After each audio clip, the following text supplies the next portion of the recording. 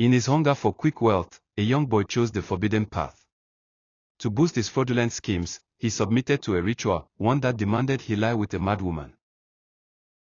Joe, popularly known as Jboy, was a young, wealthy 23-year-old millionaire. He owned flashy cars and lived a lavish lifestyle. While many envied him and wished for the life he had, Joe wanted more. His greatest desire was to be recognized as the richest man in his city. Jboy, who was deeply involved in internet fraud, decided to turn to rituals to boost his fraudulent business.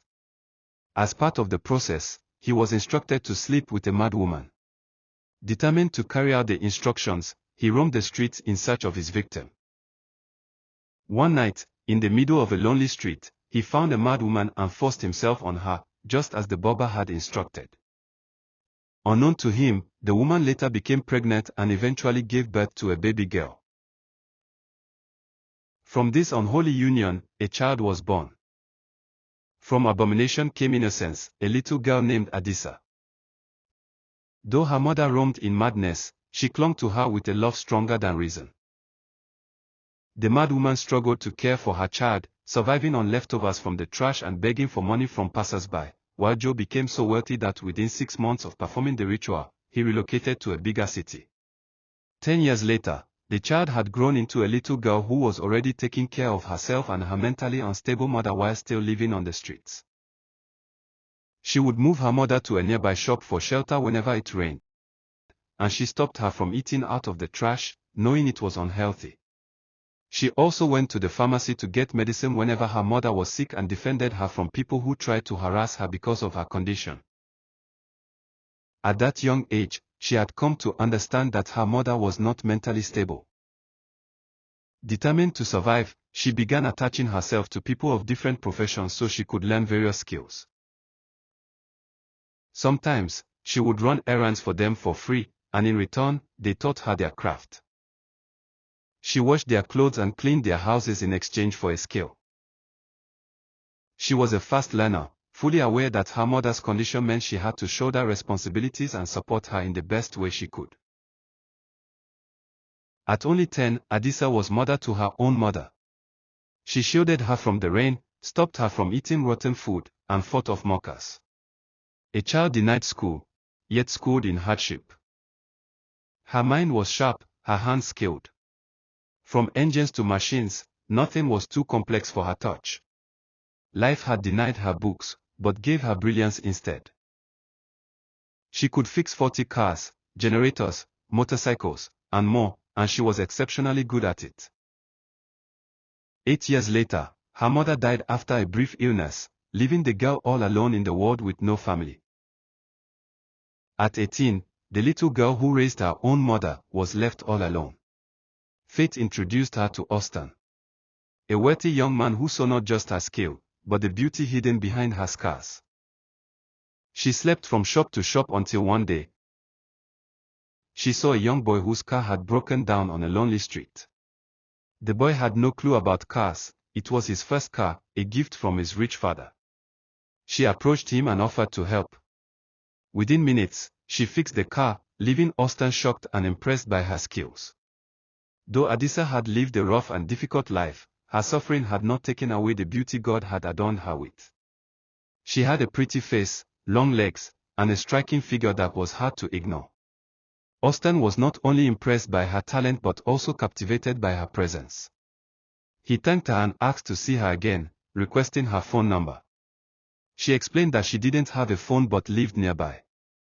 Surprised that someone her age didn't own a phone in such a modern and civilized city, Austin told her he was from a neighboring city. His family had once lived in that area 18 years ago before relocating when he was just 3 years old. Before leaving, he promised to return soon.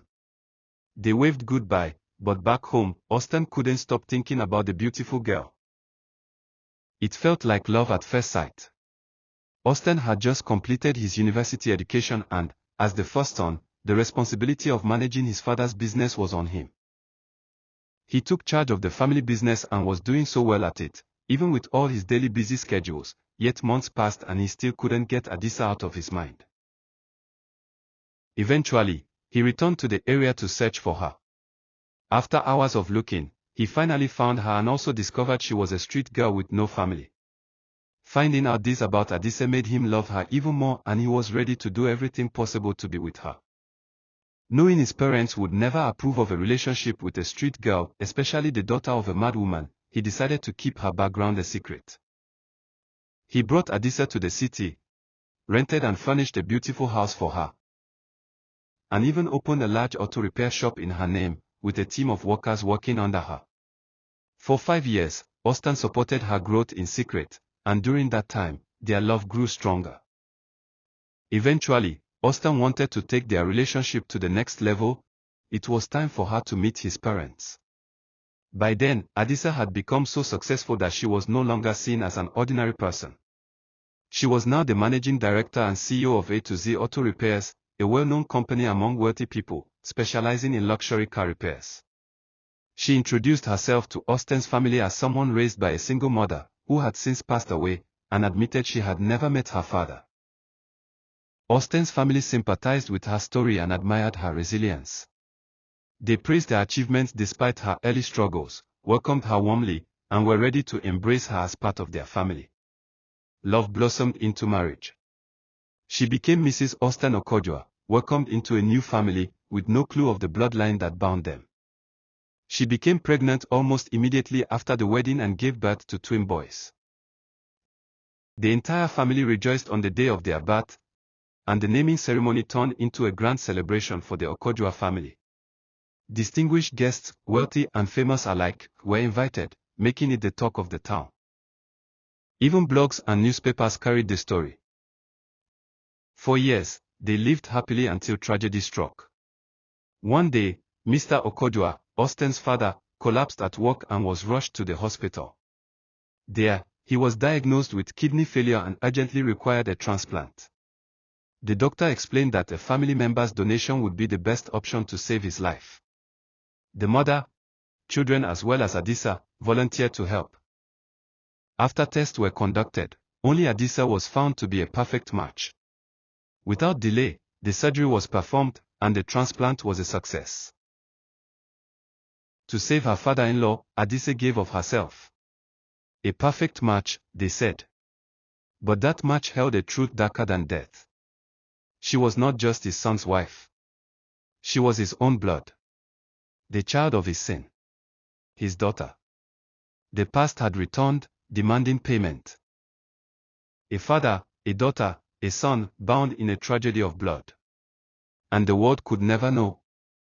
A few weeks after Adisa donated her kidney, something strange began to trouble Mr. Okojuah. He found himself staring at Adisa often. Deep inside, a voice kept telling him she might be his long-lost daughter. The thought would not leave him. What if she is my real daughter? Does that mean my son has married his own sister? God forbid. He shook his head in fear. Still, he wanted to be sure, but he decided to find out secretly so he would not upset his wife or son. He spoke with his doctor, who told him a DNA test could be done since the hospital still had some of Adisa's blood. The test was carried out in secret, and the result shocked him. Adisa was truly his daughter. The news broke him completely. His past mistakes had finally caught up with him. How could he tell his son? How could he face his family? And what would people say if they found out? He felt his life was ruined. He locked himself in his private room, drinking heavily and refusing to eat for days. His family grew worried and finally broke down the door to bring him out.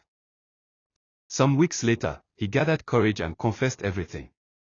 His wife collapsed on the chair, Adisa fainted, and Austin stood frozen in shock.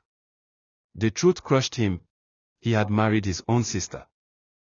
His 3 children were born from incest. The only woman he had ever truly loved was his blood sister. In pain and anger, Austin rushed into his room, grabbed a gun, and shot his father. Realizing what he had done, he turned the gun on himself before anyone could stop him. If you have watched till this point, we appreciate you. Kindly click the subscribe button or follow for more videos like this one. Don't forget to comment, like and share.